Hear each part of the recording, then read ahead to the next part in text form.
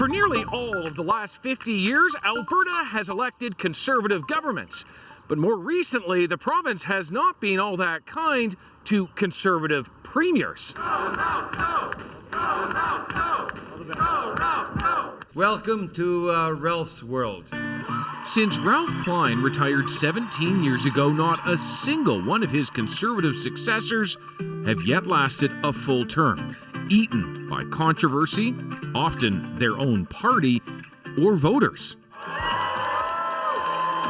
Danielle Smith wants to change that, wants to stop a former premier, the NDP's Rachel Notley, who did manage a full term, from a return to power.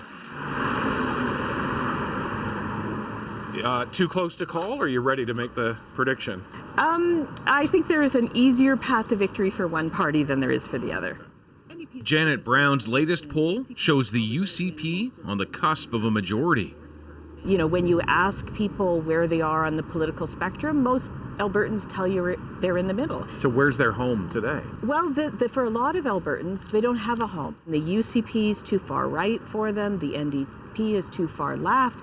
And they're feeling like orphans. These are people who, you know, politics was easy for them for many, many years. They just voted PC by default, and now it's not so easy for them to make that choice. Not so easy for numerous reasons. Neither party wants to rein in spending, while Smith's short tenure as premier has featured controversy after controversy. Alberta's Ethics Commissioner recently ruling that she broke the law, communicating with the Attorney General over criminal charges faced by an anti-COVID restrictions preacher. Yet Smith's personal approval rating has crept up during the campaign.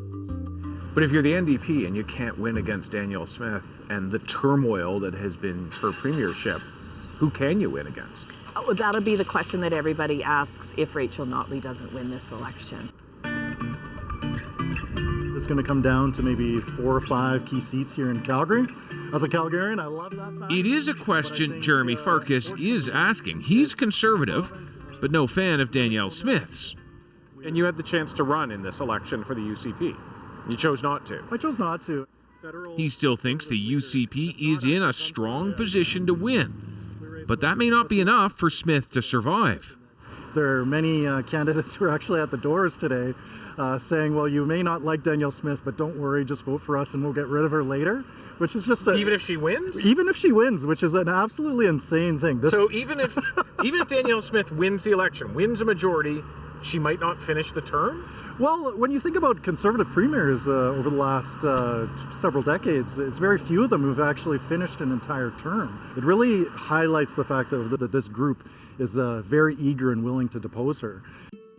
If far-right Conservatives would keep a re-elected Smith on a short leash, a defeated Rachel Notley may not choose to go, but likely wouldn't be forced out either.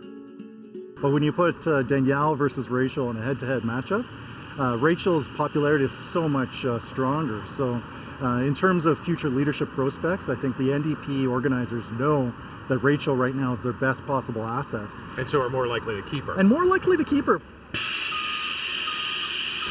So who gets to decide? Well, like a lot of elections, it comes down to one key geographic area. And in this election, that battleground is Calgary.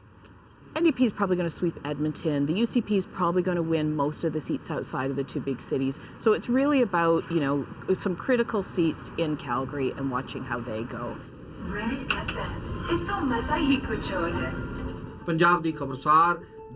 And Calgary's demographics are shifting as the city has become ever more diverse. Red FM radio personality Rishi Nagar is a go-to for politicians of all stripes, provincial and federal. He knows how key Calgary will be in deciding this election. Okay, thank you. After his show, we met for lunch in the city's northeast, an area he says the governing UCP doesn't need to win. And they need only 5, 6, 7 seats in Calgary, and they are concentrating on that. That doesn't mean people in this community are happy with the NDP either. He says neither party has done enough to help skilled immigrants get foreign work credentials accepted. So people are educated, but they are on low-paying jobs. So that issue is again coming up. Every election it comes up. Oh, we will do for the educational qualification equivalence, we will do this, or we will do.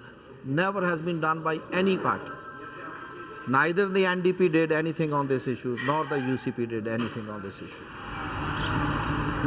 It's all a good reminder that as much as political leaders and pundits may want to make this all about competing visions for the future and vastly different governing styles, for many voters, it's everyday issues they most want to hear about.